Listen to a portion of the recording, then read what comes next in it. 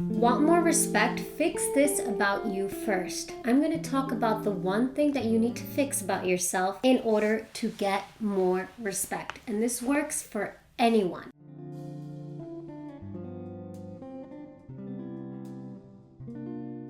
Whether you're in a relationship or at work, the one thing you got to think about for people to respect you is this. Ready?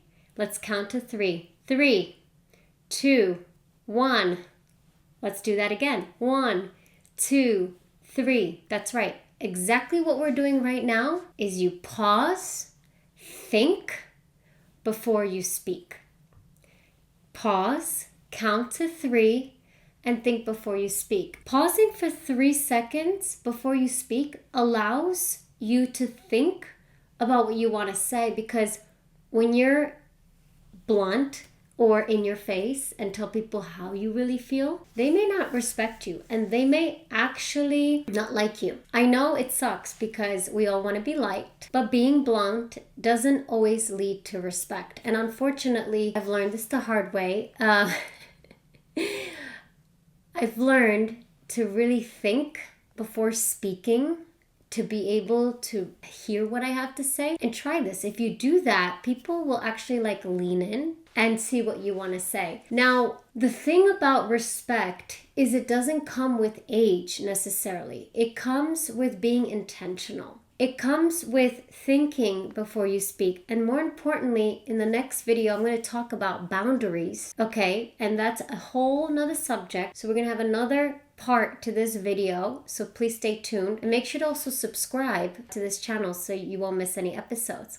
Now let's go back to counting. Have you ever been in a situation where you've said something that was curt and in that person's face, and they had this look or they just never wanted to talk to you again, and they never told you why? Have you ever wondered why it was that? I mean, a lot of the times we want to be liked.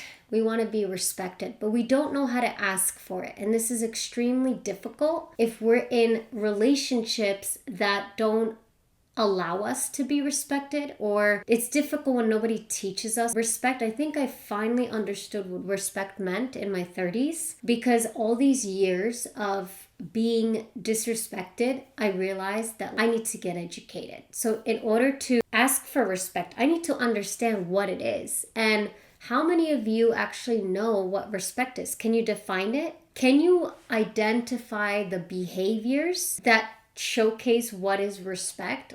Can you actually name those behaviors or those illustrations, what respect looks and feels like? Can you actually take a moment and think about that? Because most of us actually don't know what it is. One of the hard lessons on respect, when I actually learned how to pause and think what I wanted to say, that time period of thinking, you're being also still in your emotion, but you're not impulsive. You're not reacting. You're more thinking about how the other person is going to receive that information. So you're being more sensitive and empathetic to the other person's feelings. Allowing yourself those 3 seconds, guess what? Takes into account the other person's feelings. You've already gained their respect by doing that.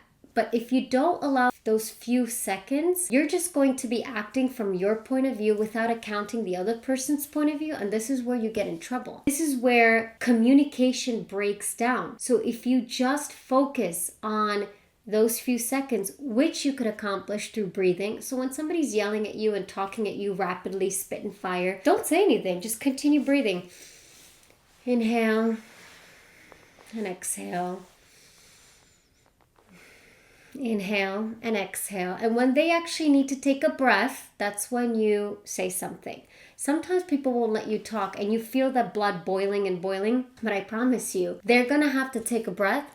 You will have to interject. It's given. It's gonna happen. And the most beautiful time to interject is after you've taken those breaths and after they have vented and they just need to calm down. They're spent. The energy's gone. Now you can say something accounting for what their feelings are, and also those 3 seconds allows you to think how they might counteract. And part of that is logical, but part of that is intuitive, and we all know how to do that. But when we talk, we're And I do this all the time. I'm formulating a response without actually hearing what the person have to say. And this is pretty dangerous because now I'm limiting my opportunity for communication. So take a moment to breathe, gain those few seconds, and say something only when you have thought it through and when your emotions are balanced. And this is the one thing you can do to gain that respect that you're looking for. Now we're going to talk about boundaries, the second